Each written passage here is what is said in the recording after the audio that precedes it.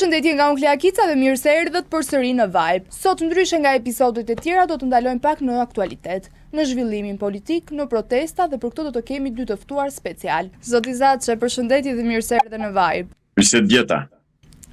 A mendoni se Edi Rama sot është politikisht më i fortë se kur, apo më i izoluar se kur? Absolutisht është më i friksuar dhe më i dobësuar se kur ndonjëherë tjetër. Atë thjesht tani e mbajnë votat e atyre 140 banditëve që janë futur në parlament. A mendoni se protesta do të vazhdojë dhe do të arrijë qëllimin e saj? Kjo varet nga kush po e drejton protestën, sepse unë kam një eksperiencë të hidhur nga ata mikrofonaxhit që janë atje në protestë, për arsye se unë isha ulur në karrike dhe erdhja Ilir Dedja me një 6 bravo të tjerë, bravo do të thënë me ata mbështetësit. Të fuqishmit. Ka ca djem të fuqishëm atje, ai erdhi më ngriti me gjithë karrike dhe më larguan nga protesta, pa më thënë asnjë arsye, asnjë shkak. Kjo se unë jam vej demarkacioni tek protesta. Dhe qofse ata nuk duan që të flasun, atëherë do të thotë që ka një problem shumë të rëndë. Dhe problemi i rëndë është në dëm të protestës, jo në dëm tim. Unë nuk pësova ndonjë, mua qytetarët më njohin.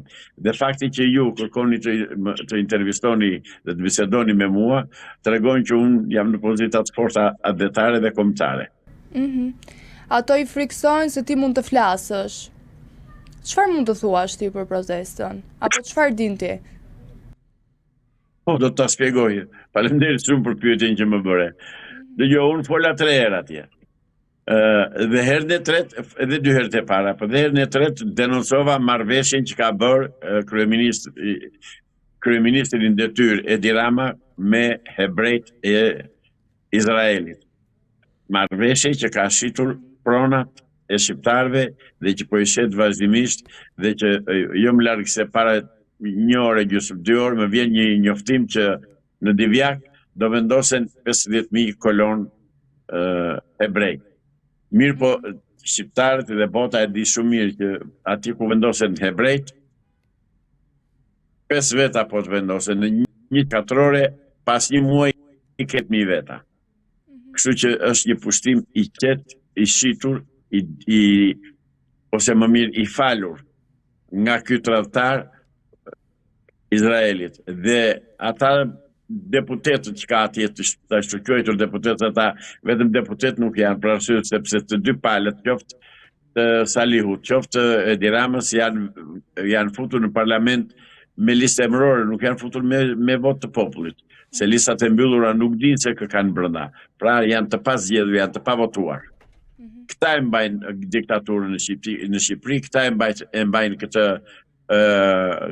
grup të strukturuar kriminal që quhet qeveri. Po flitet shumë për konsumim të gjatë të qeverisjes së Edi Ramës. A mendoni se po i afrohet fundi apo ka ende kapacitet të dominojë skenën? Jo, kapacitetet atje kanë mbaruar ka vite, po ai skenën e dominon me forcë dhe me dhunën e kartonit. Shqiptarët prandaj kanë dalë në protestë, prandaj i thonë që ik, dhe prandaj kanë kaluar tani, domethënë po ti mbledhësh në sasi totale që nga dita e parë deri më sot janë mbi 7-8 milion shqiptarë që po protestojnë dhe po i thonë ik, largohu. Praktikisht populli atë e ka shkarkuar. Praktikisht ai nuk është më përfaqësues si shteti dhe i popullit shqiptar. Thjesht rri me bajonet, nëpërmjet bajonetave dhe nëpërmjet dhunës policore që ushtron ditë për ditë tek protestuesit, plus dhunës nën rrogos që e kanë zakon ta bëjnë komunistët shqiptar, se kanë mësuar këtë teknologji për të qeverisur që nga viti 45-46 nën udhëheqjen e Dušan Bugoshës dhe Miladin Popovićit. Nëse jo dërheqja, cili mendoni se do të jetë fakti që mund ta detyrojë Ramën të ndryshojë kurs politik? Duhet ta kishte bërë me kohë. Ka mbetur vetëm gjë tani, rruga e dhunës. S'ka rrugë tjetër. Shqiptarët i treguan atij dhe botës të bëhet ajo që thonë për ditën e revolucionit, se ju i dëgjoni parollat që thonë revolucion me llafe nuk ka. Revolucioni është revolucion. Të ngrihen në revolucion ta përmbysin sepse është rreziku më i madh që ka nosur ndonjëherë këtij vendi.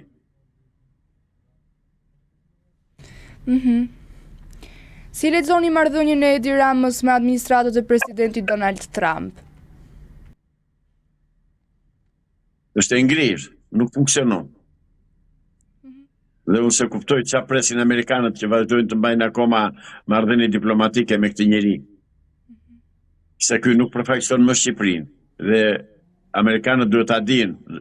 Këtë intervistë besoj se po e di që e ndjekin në ambasadën e Shteteve të Bashkuara të Amerikës dhe unë po ju them, mos ta braktisni, mos na lini në duart të Edi Ramës siç na lat në duart të Enver Hoxhës deri në 90-ën. Nëse administrata Trump mban një qëndrim më kritik ndaj qeverisë shqiptare, çfarë pasojësh mund të ketë kjo për Ramën? Rama nuk njeh pasoje, Rama njeh vetëm shkopin, nuk njeh as kulturë, as edukat, as diplomaci, as njerëzillëk, ai nuk është njeri. Praktikisht ai nuk është njeri, ai njeh vetëm shkopin.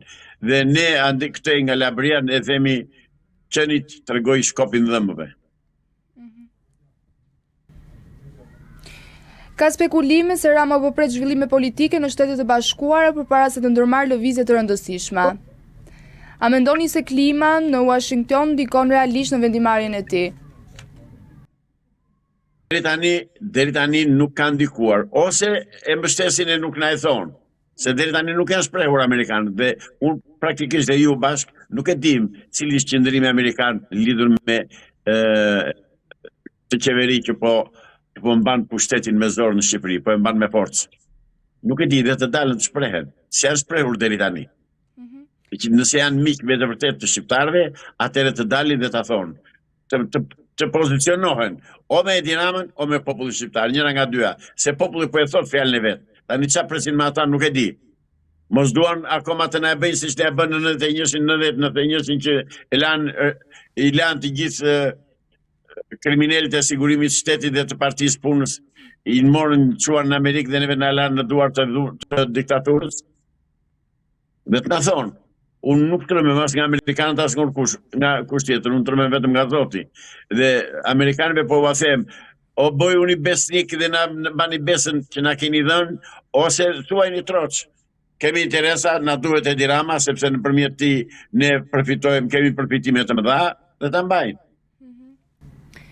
A mendoni se Rama ndihet politikisht në siklet përballë administratës Trump, duke marrë parasysh ndryshimet e qeverisës në politikën e jashtme amerikane? Absolutisht. Edi Rama është njeri pa ndjenjë që ta dini. Se mbi të gjitha njerë është hebre, nuk është shqiptar. S'ka rrënjë në Shqipëri, s'ka bazë, s'ka të kaluar në Shqipëri familje e tij, Krisaq Rama. Por ndërkohë edhe nga nëna prap janë hebrej, sepse Liliana Kole deklaroi qartësisht dhe tha, ne jemi hebrej. Kemi prejardhje hebrejke, pra na kanë shitur në duart të Izraelit. Në SBA po zhvillohet një debat i fortë mes republikave dhe demokratëve. A mendoni se rezultati i zgjedhjeve të ardhshme mund të ketë ndikim dhe mbi balacat politike në Shqipëri?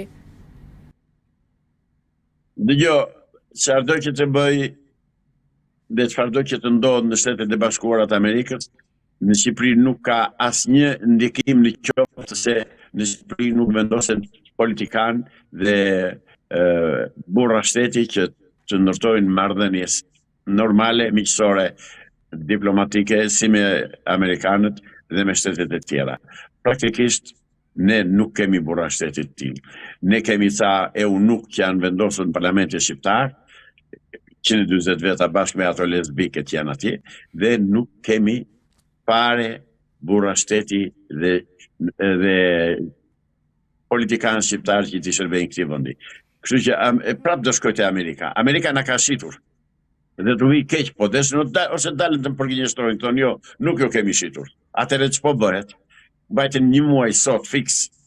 Një muaj që shqiptarët po derdhjen në protest, duke i thënë Amerikës dhe botës që shikon ne jemi njerëz me kulturë dhe me dinjitet dhe me edukat, ne dalim të protestojmë se nuk e duam këtë qeveri dhe ky duhet të largohet. Nëse ata nuk i thonë largohu Edi Ramës, nëse nuk ndërpresin marrëdhëniet me të, i thonë nëse ti nuk jep dorëheqje ne nuk të njohim për kryeministër, atëherë do të thënë që na kanë shitur në duart Edi Ramës dhe në duart të hebrejve, jo të popullit izraelit, në duart të Netanyahu, të një kriminali që mbyti në gjak gjithë lindjen e mesme. Pra në duart të atij na kanë lënë. Dhe do vi momenti që ne do t'i dalim vetë zot vetes pasaj. Dëgjoj zonjë ta dinë Amerikanë dhe unë po ua them, ne nuk kemi ajtur sa dukemi. Ne jemi me kulturë, jemi me edukat, jemi popull që e respektojmë dhe mikun dhe besën që kemi dhënë, por kur vetë ti kanë kock pastaj dy duar për një kokë janë. Pas statusit non grata që nga Mbretëria e Bashkuar për Sali Berishën heqjen e këtij statusi, a mendoni se kjo e forcon pozitën e tij në opozit?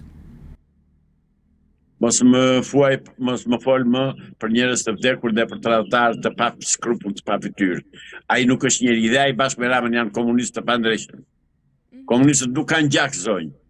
Komunistët janë të pa fytyrë, janë të pa nder, janë të pa cip, janë të pa dhe, derisa deviza e tyre është proletar të gjithë vendeve bashkohuni, derisa ata thonë jemi internacionalist dhe jo nacionalist, derisa ata janë kundër vetarëve dhe qytetarëve që duan vendin e tyre, ata nuk janë njerëz.